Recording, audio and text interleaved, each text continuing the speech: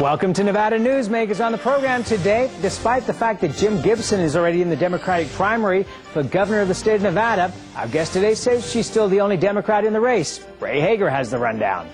Thanks, Sam. Hey, today's guest is Senator Dina Titus of Las Vegas, who's fixing to become the first woman governor of Nevada. And coming up on the Power Pundit panel today, Liz MacMenamin, Dick Gammick, and Larry Matheis. It's all coming up next on an all-new Nevada Newsmakers.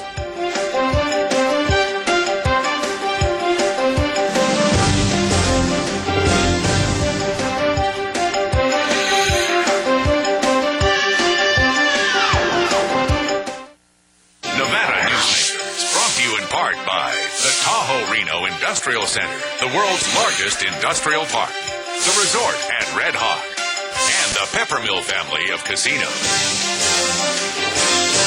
Here at the Tahoe Reno Industrial Center, we focus on attracting high-tech companies to Northern Nevada. One vital amenity provided to companies at TRI is a connection to a complete digital fiber network. This gives the ability of unlimited bandwidth and voice services to every business. And what's charged for the installation of this valuable asset? Nothing. Zero. Nada. And that's a pretty good deal.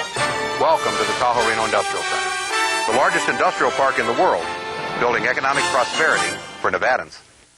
The resort at Red Hawk offers you two great dining choices. Experience David's Grill and Sports Bar or the Steakhouse at Red Hawk. The Steakhouse has received the Wine Spectator Award of Excellence based on a diverse selection of fine wines. To accompany the wines, the Steakhouse serves certified Angus beef steaks in a variety of cuts, fresh fish, chicken, and pasta dishes. For fun and casual dining, come to David's Grill and Sports Bar. David's is open 7 days a week, serving breakfast, lunch, and dinner. The resort at Red Hawk. Always the right choice. As an employer, did you know you can be held liable for negligent hiring? A background screening by Employer Links can uncover criminal records, like alcohol and drug convictions. It can verify the applicant's education, driving records, and professional licenses. Employer Links can check civil records, registered sex offender records, and Social Security fraud. Hiring the right person shouldn't be a gamble. Call Employer Links. Employer Links, protecting your investment. My family started this business 27 years ago. We work hard to serve our customers and our community. But it's getting harder and harder to keep the doors open. For example, our workers' comp is going through the roof. Isn't anyone on my side anymore? The Retail Association of Nevada is. If you're a small business owner, we can cut your workers' comp by up to 50%, lobby for your interests, and keep you informed. Put us to work today.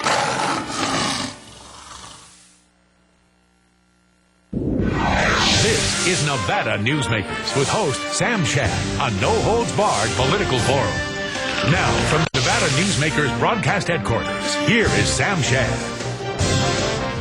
And back on Nevada Newsmakers, we are joined by Dina Titus, candidate for governor and state senator. Welcome to the program. Thank you for having me. Always a pleasure to have you here. Okay, so let me start out. First of all, what did you think of Mayor Goodman's remarks about people getting their thumbs cut off for tagging? And if you become governor, what body parts do you plan to have removed for problems like that? Well, over the years I've been in the legislature, we've passed some laws against people who do graffiti, and they mostly are making parents liable for cleaning up, and also making the people who are caught doing it have to do community service and clean it up. We need stronger enforcement, because on the list of priorities when you're talking about murder and robbery and that sort of thing, tagging falls down that list. But I think that's probably a better way to go than removing somebody's thumbs. Okay, but on a serious note, have you talked to Mayor Goodman about whether he plans to get into the governor's race or not? Has he given you any assurances? Well, I talked to him several months ago, and he told me he was the happiest mayor in the universe, and that his wife didn't want to go to Carson City, and if he didn't run, he would support me. Now, I took that as a very high compliment coming from the mayor, and told him I'd like rather run with his help than run against him. But no, he hasn't taken himself out, and so I don't know what he's going to do. Senator, last week on the show, Senator Randolph Townsend suggested that the legislature could perhaps cut back on some of these taxes that were passed. The economy is running very hot. If you're elected governor, would you support a rollback of any taxes? Well, you know, it's always better to look at tax policy in good years than in bad years, because remember, we were scrambling to put things together and we ended up with this real hodgepodge. That whole package, though, did not increase property tax or sales tax, which I thought was a good thing. We never dreamed that the economy would rebound after 9/11 like it has. We ended up with more money than we anticipated. We gave a rebate. Did you go out and spend your rebate check and reinvest in the economy? If we need to look at the tax structure again, I would certainly be open to that. The debate in the legislature will be probably not rolling back the taxes, but which ones to roll back. I want to be sure if you're rolling back taxes, it's those that benefit the citizens of Nevada, like car registration. Okay, but would you also look at the bank tax? Well, I mean, I think everything would be on the table. The bankers supported the tax that was increased on them during the session, and now have some reservations about it, but everything would be on the table. I supported the bill last session to give bankers a break on the charge for a branch bank, because I thought that was a good thing to help economic development in rural Nevada. These little rural communities need branch banks, and so I removed that charge. So I think I'm already on record of helping banks. Okay, how about the business tax? Well, you're talking about the payroll tax, because we do not have a corporate income tax. The payroll tax last session we rolled back as part of the rebate. But very small. Citizens got a rebate, and we did a little bit of a rollback there too. Again, that would be something to look at. But I think you want to, if you roll back taxes, you want to be sure that the structure you have in place is sound and predictable. You don't want to get yourself back into the fix that you were in before you raised taxes to start with. But you would agree that we're way ahead of... It would be a fair way to do it, so the most people get the benefit. But you would agree that we're pacing well ahead even of last year in terms of sales and gaming taxes? Well, I think the economy is doing well, and I think that that's a good thing that wasn't anticipated by that independent economic forum that makes those predictions, not the legislature. Senator, instead of rolling those taxes back, could we move that money into fixing our freeways and roads, and also our per pupil spending in for K-12? I don't mean about giving teachers bigger raises, but getting more money to the children. Well, last session we were able to give a rebate and invest in some needed programs. Certainly mental health was one of those. Education was another. We put an extra $100 million in education. Do we need to continue to invest in those programs? No question about it. As for the shortfall for NDOT, you'll recall a couple of sessions ago I wanted to audit NDOT, and the governor vetoed that bill when it came out of the session. We need to take a close look at how those dollars are being spent and why we've gotten in kind of such a jackpot in that area. Okay. Okay, I want to bring this up because it's certainly been brought up in private discussions. You know, there was this big brouhaha with Jim Gibbons and Don Gibbons running for Congress, and that she wouldn't be able to serve as First Lady in the same manner that Dee McGuinn, for example, has served as First Lady. If you're elected governor, what happens? Well, there won't be a first lady, there will be a first gentleman. Would he give up his job at the university? My husband is a history professor at UNLV, Latin American history. I suspect he would want to continue to teach a class as opposed to retire, but I imagine that he could perhaps teach a class on the campus of UNR or at the community college in Carson City, and also do the things that would be expected of him to run the mansion. And I know he would choose some public policy projects of interest to him that he would then promote around the state. He knows this state so well. He's lived here since he was 15 years old. He has traveled and camped and hiked all over the state. So he's looking forward to moving into the mansion, and he says he'll donate his cummerbund to the museum where you see all the inaugural balls. All right, we'll take a break. More with Dina Titus running for governor right after this timeout.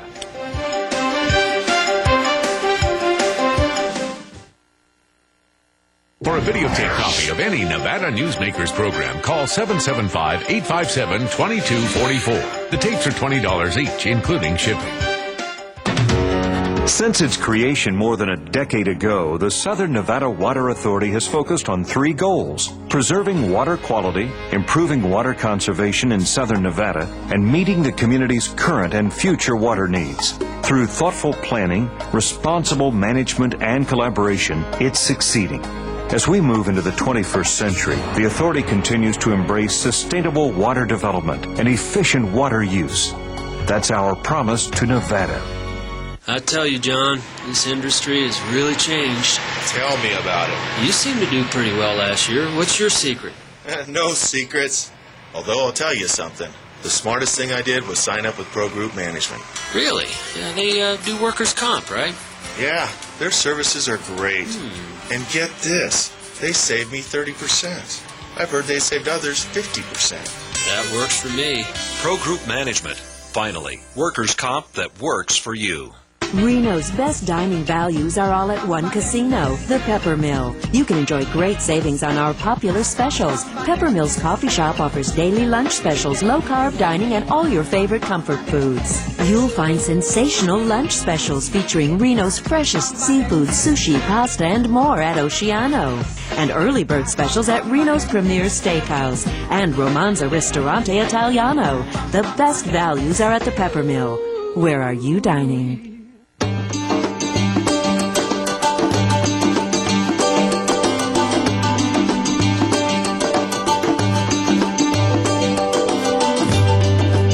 The materials we rely on every day come from the ground, and modern mining technology brings them to us cleaner and safer than ever before. To learn more about America's natural resources, visit nma.org, the National Mining Association.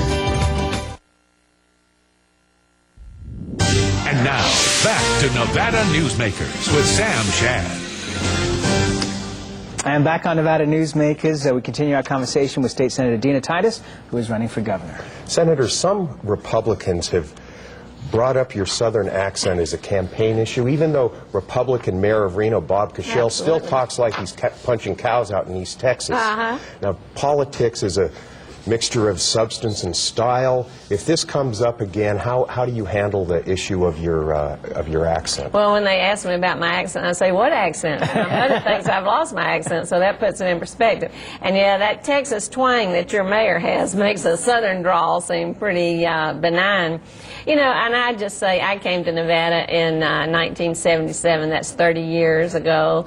80% of the people in the state came from somewhere else. This is more about where we're going as a state than where I came from. It's more about what I have to say than how I say it. I think accent is just a red herring. And also, I think my accent helps in rural Nevada because it's kind of disarming. You go out there and you talk like this, people don't associate you with being a big city slicker or with being an ivory tower college professor. You're just one of the folks there to drink a pecan punch and go to a rodeo. Well, Senator, you are from Southern Nevada, so it kind of fits. The last thing I would think of you is as a city slicker. Okay, let's.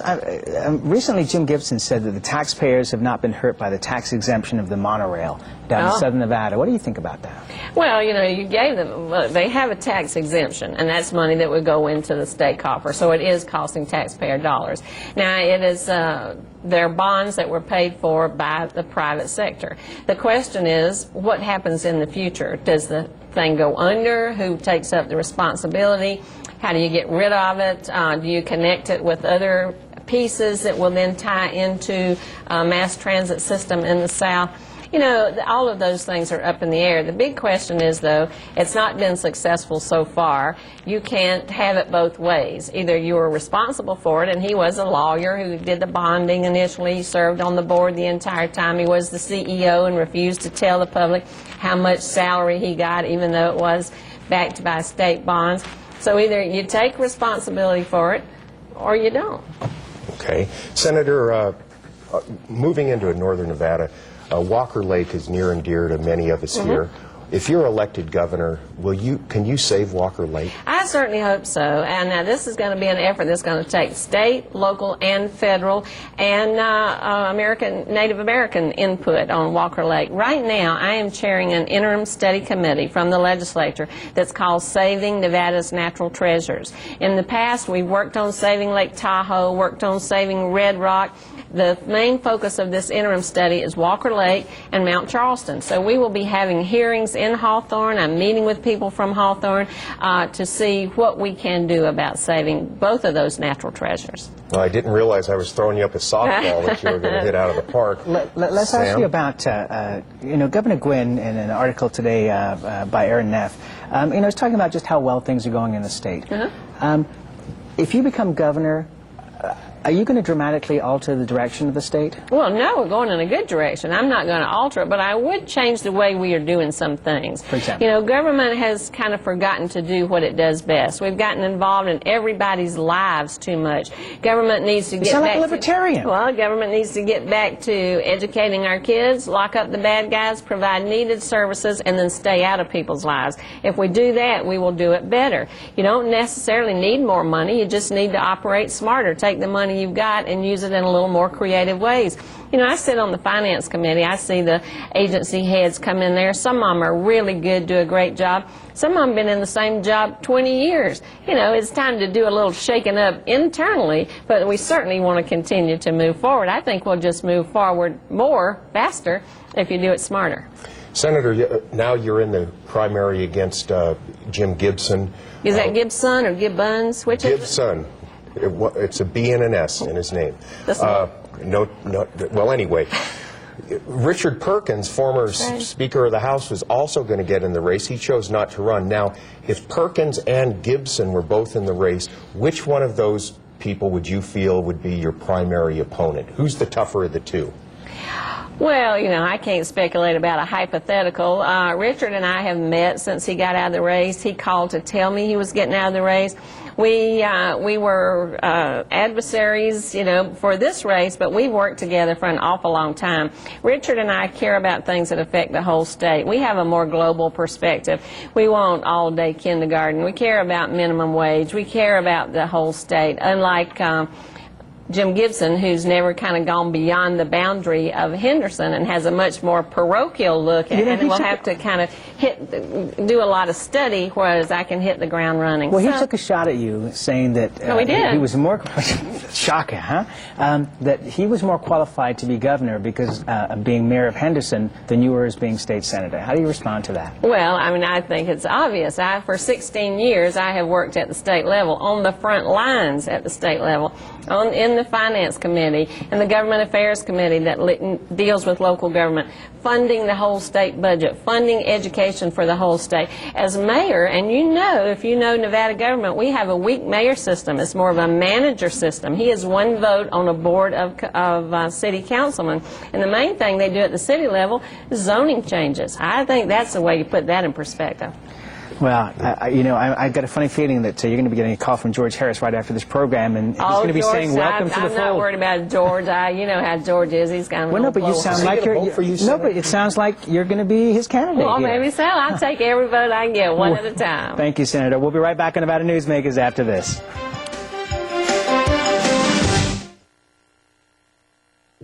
This is Nevada Newsmakers. How long does it take to get to the Tahoe Reno Industrial Center, the world's largest industrial park? Well, it's just 10 minutes east of Reno Spark on Highway 80, just minutes from the airport. And under construction is an interchange linking I-80 to TRI's 4-lane USA Parkway. And soon, this parkway will connect Interstate 80 to Highway 50. How far is the world's largest industrial center from your home? It's a lot closer than you think. Welcome to the Tahoe Reno Industrial Center, building economic prosperity for Nevadans. The Nevada Beer Wholesalers encourages the responsible consumption of beer. The Nevada Beer Wholesalers Association are sponsors and participants in many community-based efforts such as school education programs, safe ride home, recycling programs, alcohol-free after-prom and graduation parties, safe voting campaigns, and designated driver programs. They are family-owned businesses employing 2,000 Nevadans. They also collect and pay the state excise tax. The Nevada Beer Wholesalers Association, delivering more than just beer. The resort at Red Hawk offers you 2 great dining choices. Experience David's Grill and Sports Bar or the Steakhouse at Red Hawk. The Steakhouse has received the Wine Spectator Award of Excellence based on a diverse selection of fine wines. To accompany the wines, the Steakhouse serves certified Angus beef steaks in a variety of cuts, fresh fish, chicken, and pasta dishes. For fun and casual dining, come to David's Grill and Sports Bar. David's is open 7 days a week, serving breakfast, lunch, and dinner. The resort at Red Hawk. Always the right choice. For more than a decade, the Southern Nevada Water Authority has been helping the community embrace conservation as a way of life. That includes replacing more than 50 million square feet of grass with water-smart landscaping. During the worst drought on record, watering restrictions and tough landscaping codes have reduced the community's water use by billions of gallons, even as thousands of new residents were moving into Nevada. That's smart water management, and that's our promise to Nevada. And now, back to Nevada Newsmakers with Sam Shad. And back with our Power Pundit panel today, we welcome Liz MacMenamin, who is the Director of Government Affairs for the Retail Association of Nevada, one of our proud sponsors, Dick Gammick, Washoe County District Attorney, and Larry Matheis, Executive Director of the Nevada State Medical Association. Welcome all. Let's start out with you, Larry. You listened to the interview with Senator Titus. Your thoughts?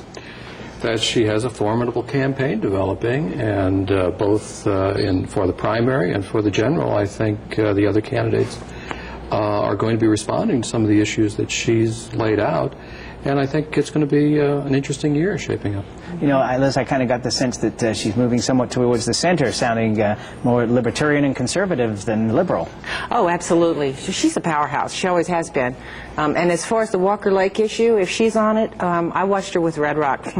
We'll get some work done there. But yeah, she'll get the fish boat. Oh, stop it, Ray. Yeah, she's just a powerhouse, and I see her campaign moving strongly. I think Gibson is way out of her league. Dick? This is a Democrat primary. We'll see how it goes. I was actually rather pleased to see Senator Titus zero in on issues, start developing issues. Let's see what happens with that on issues for the state. I also mentioned to her that I'm, as far as not at a VNDOT, go for it. You know, we got a lot of questions to be answered there. For example? For example, the questions that need to be answered. Well, for NDOT, yeah, we put a lot of money into our road systems, both federal and state funds, and we need to find out where it's all going.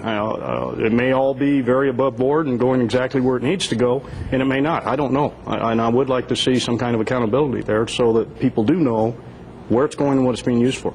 I do think that the way the Democratic campaign is shaping up, because Mayor Gibson is perceived as being very much on the conservative side of issues, that gives Senator Titus a lot of room to move to the center. Conversely, when his campaign really gets into gear, he's going to have to move towards the center to be able to make labor and other Democratic constituencies more comfortable. But since the Democratic Party leadership has indicated that they're both good Democrats, I would assume that it's expected that everybody's moving towards the middle in that. But I do remember that Mo Udall, when he was congressman from Arizona, said that whenever the Democratic Party decides to have a firing squad, they always form a circle. And so I expect to have some interesting moments to observe during this campaign. Well, you know, Mayor Gibson, he's really not ramped up his campaign yet, so I think although Senator Titus may be way ahead in polls right now, it's going to close very quickly like a horse race before, I mean, we've got a year to go here. Well, absolutely. All right, let's change topics here. Dick, would you bring us up to speed, and especially for the folks in Southern Nevada who are not aware of this, of what happened at the Washoe County Commission meeting the other day and the ramifications of it? Well, we've had issues in our community at both councils and the commission with respect to individuals who claim that they're exercising their First Amendment rights. Most important constitutional amendment we have, as far as I'm concerned. If it wasn't for the First Amendment, we wouldn't be here doing this. Right. But there's a responsibility that comes along with that. Screaming and yelling and calling people names and using foul language and all the other things is not proper in a public forum. And this is during public comment time. Happens at the legislature all the time. And this is during public comment time. Even the Gazette Journal this morning, in their opinion, said that the commissioners should harden up and take. There's a point where you just don't take it anymore. It's disruptive to the meetings. We have a couple of retired military people there who absolutely surprise me the way they conduct themselves. They should retired officers, and they're conducting themselves this way.